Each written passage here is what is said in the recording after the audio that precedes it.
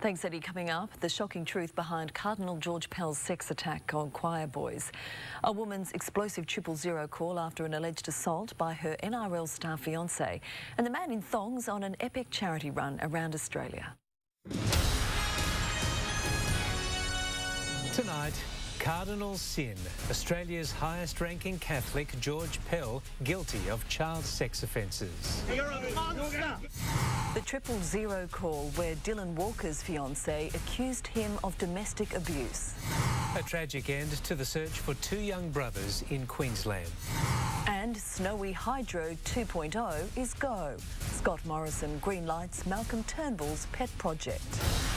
This is NBN News with Natasha Beyersdorf and Paul Lobb.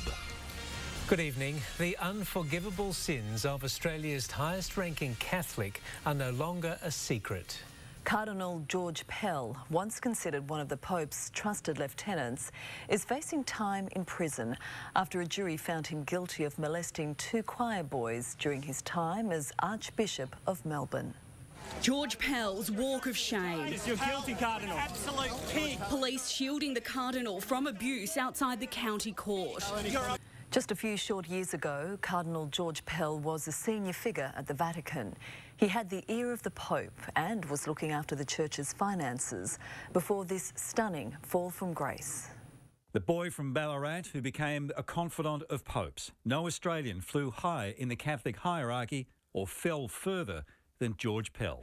Now to today's other top stories. And a 000 call made by the fiancé of NRL star Dylan Walker has been played to a Sydney court. The recording features disturbing allegations, but when she took the stand, her memory of the incident was very different. Leaving what police claim was the scene of the crime, Dylan Walker and the woman he's accused of assaulting, Alex Itkovich, still live together. Damien Ryan, NBN News. Deputy Leader of the New South Wales Labor Party, Penny Sharp, says North Coast seats could decide who governs the state after next month's election. She says poor polling by the Nationals in Coffs Harbour could see the seat change hands. The Labor Party bus rolled into Coffs Harbour this morning as part of its campaign tour of the North Coast. No Michael Daly on board, but his deputy, Penny Sharp, was. Her message, youth unemployment needs to be fixed. In the last 8 years, youth unemployment has gone from around 9% to over 23%. Dennis Driver, NBN News. In October last year, residents along the Hatch Road were calling on Port Macquarie Hastings Council to seal the road due to safety concerns. They say Council has listened, but now there are fears over the material the road is being fixed with. While it looks like a typical unsealed road, the material being used as the base for the Hatch Road has caught residents' attention for the wrong reasons. Despite residents' concerns, Port Macquarie Hastings Council says the road won't be sealed in the near future. Council are currently monitoring the air quality on the Hatch Road. Jessica Nagel, NBN News. A Wingham Beef Exports staff member was rushed to hospital yesterday following an accident at the abattoir. In a twist of fate, emergency crews were responding to a fire alarm at the property when a woman's arm became stuck in a strapping machine. Crews managed to free the employee, who was then taken to Manning Base Hospital. The Manning Adventist School has introduced a new program connecting children to the outdoors. Bush School teaches students there's more to life than the technology at their fingertips. These kids are out in the wild, learning the beauty of being outdoors. Sporting groups across the Macleay Valley may get a new training facility, with the state government announcing $10 million to transform the town's central sporting precinct if re-elected. It's absolutely huge. Like, to see the fruition of a project like this come and what it can bring to our community going forward for our youth and everyone all the way through our whole demographic is huge. Still to come, final preparations for the second Trump-Kim summit.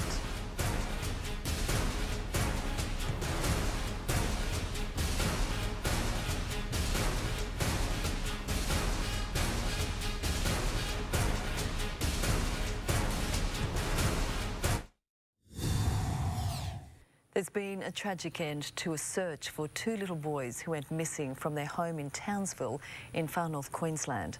The bodies of the 5-year-old and 3-year-old brothers were found in the nearby Ross River.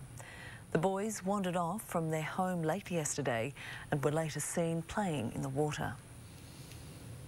In a bid to boost its environmental credibility, the Morrison government has approved a multi-billion-dollar rebuild of Snowy Hydro. The coalition hopes its clean energy push and a taxpayer-funded advertising blitz will help it hold on to seats at the May election. In the skies over the Snowy Mountains, the Prime Minister surveys a national icon. Gavin Morris joins us now for a quick look at the weather. And Gav, a new pattern has settled in. Yes, that's right. That's going to take us out of summer and into the new season, and that is consistent onshore southeasterly winds drawing in along the Gold Coast and the northern rivers. The cloud cover will remain there. It breaks up every now and then, but the showers will be streaming in for days on end, on and off, extending as far south as about Port Macquarie. And once you get south of that, it's predominantly fine and more of the same right across the Greater Hunter, Central Coast and the northwest. Lovely cooler nights, cooler daytime temperatures. All of your local details headed your way a little later. Thank you, Gav. Ahead in the news, caught on camera, incredible video of a so-called ice tsunami. And Matt Damon swaps the Oscars for the Ballina shops.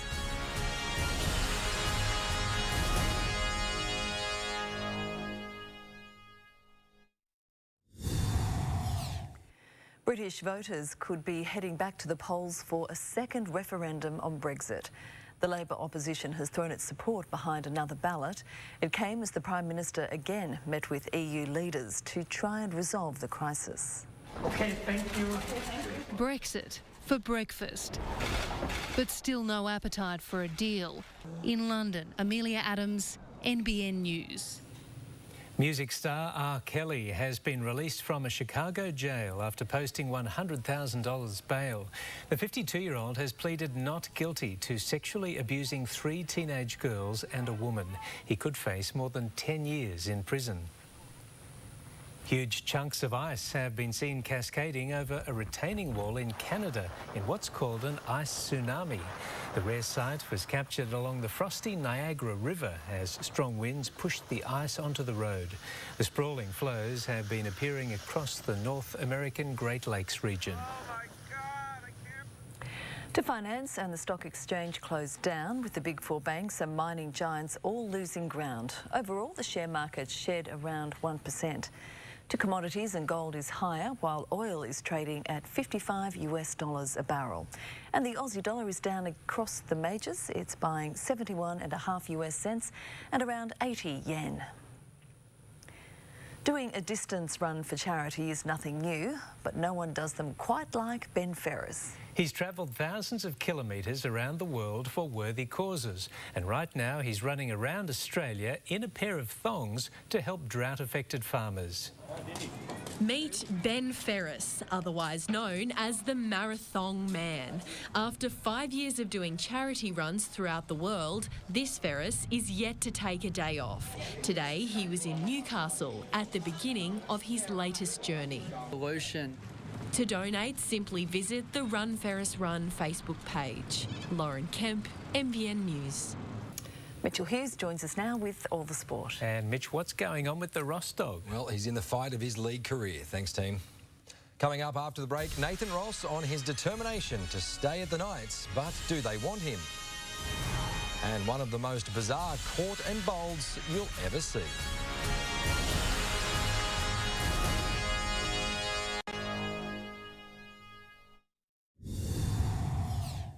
He's injured and has been shopped around to rival clubs, but Knights fan favourite Nathan Ross has declared he's going nowhere. While the winger concedes he's unwanted by Newcastle, he's vowed to fight for a place in the NRL side. While his teammates trained today, Nathan Ross watched on from the bike, not by choice, bizarrely re-injuring his finger last week. I thought it was just coming good and then catching a ball on extras and then, compound dislocation, so out for a few more weeks, which is unfortunate.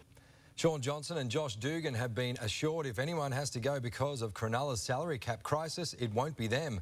It's welcome news for Dugan, who today revealed he checked himself into rehab to get his life back on track. Always a troubled soul, Josh Dugan broke down at a media conference 5 months ago. Ahead in the news, a brutal forecast for the start of the Supercar Series.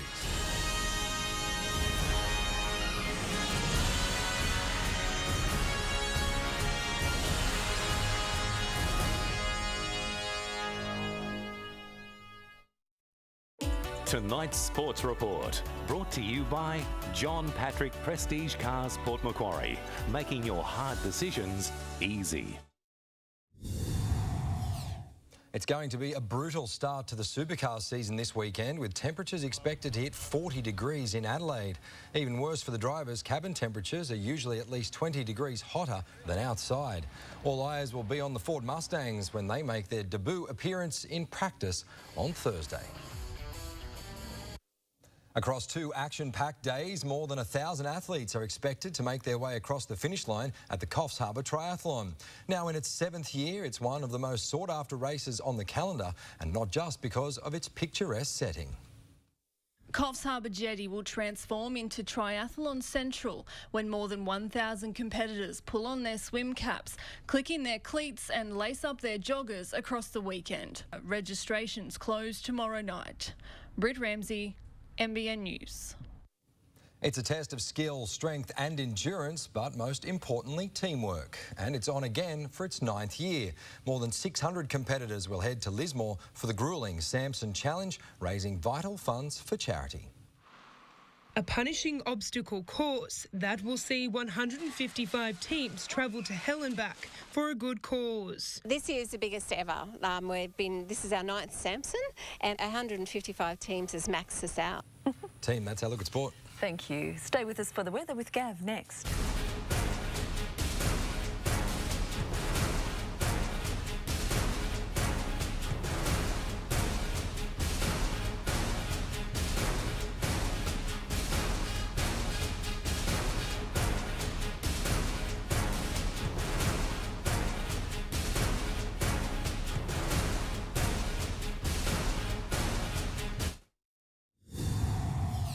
Time to get the latest on our weather now with Gav. Thank you so much, Paul. We're moving into what will be a very consistent wind down of summer. The weather overall remaining pretty much the same. This evening's weather photo, beautiful Berube here, looking back at the sand dunes hidden from the nor'east is always a good spot with the sea breezes kicking in. Some nice little waves can wrap around that point, and the sand dunes, a big tourist attraction. Over the past 24 hours, the showers again less than 10 millimetres along the coast. The Gulf country picking up some moderate falls from the trough line that sits there, producing mid to high level cloud that's been making its way across the state throughout today. But we've been dealing with not only some high-level cloud, but low-level cloud still pushing in, particularly over the northeast corner. And it's largely going to remain the same. The high will squeeze out into the Tasman. That's generating those onshore winds and the cloudy skies with a few showers. And we're going to see some storms there develop right across the territory and the top end. A lot of heat wave now. Late summer heat wave is spilling in over South Australia. Warm in the west, right throughout the southeast, starting to feel the heat. Sydney is comfortable. The humidity and showers continue for Brisbane, and more storms for Darwin. Locally, this is what we hit today. 27s from Foster Taree, Port, Kempsey, same around Laurelton, Lake Cat-Eye, up to Coffs. Up on the Plateaus, it was up around the mid-20s mostly. Grafton 27, matching Murwillumbah, but a little bit warmer throughout the valley floor from Casino de Lismore, with high 20s reached. And it was also the same right along the coast with those very light but consistent onshore winds, which will be there again throughout tomorrow, making for more consistent weather up and down the coast. Small chance of seeing some showers there again. Like today, it's more so about the cloud cover. You've generally got the nor'easters after morning northwesterlies, but north of Coffs again still coming in out of the southeast. So obviously we're seeing that very typical airflow up and down the coast. So partly cloudy skies. A shower for Foster to Taree, really small. Wauchope to Port Mason see a little bit. A brief isolated shower is certainly possible. Towards the end of the day in the south, still coming through. Might see a little overnight and throughout the day on and off, but we get those sunny breaks as well. A little bit of cloud, then a brief little shower will stream through. So a very consistent end to summer. The swell's still lingering. It's 2 metres there in the north, so still fairly solid and almost coming straight in now. So shutting down on the open beaches and a little bit wind affected by those afternoon onshores that are drawing in. So high tide is early at 20 to 4, dropping to the low at about 12 past 10 tomorrow morning. Sun to rise 6:36 and down at 7:25 with that moon up late as it wanes away. There's nothing that's really going to change. Temperatures almost identical, skies almost identical, winds almost identical, and so too the on and off showers consistently rolling in for the rest of the week, the weekend, and into the first full week of autumn. You're going to find the same around Coffs, an incredibly consistent run, Groundhog Day material here, and for the mid-north coast, also very similar conditions into the high 20s, partly cloudy. Shower activity not as frequent, just ramping up ever so slightly, just a better chance of seeing a little shower there, mostly around the mountains on Friday and into the weekend. Surfers also consistent. We've got swell, plenty of that again throughout tomorrow. Nice winds in the morning, and that's making for glassy conditions for the morning session. In the afternoon, as we saw for areas north of Coffs, you've got the southeasterlies. Still the southern points are working, but it's into those northern protected corners from the sea breezes to the south. Thank you, Gav. Finally tonight, these recruits are ready to sniff out crime. The 5 puppies today joined the New South Wales Police Force. The German Shepherds, born on Christmas Eve, will be trained up by the dog unit, and patients at Sydney Children's Hospital have been tasked with naming them. Their names will all begin with the letter Z. That makes it tricky. Pretty cute. Yeah. And that's our bulletin for this evening. The Today Show will have the latest headlines from 5:30 tomorrow morning. From all of us here. Good night. Good night.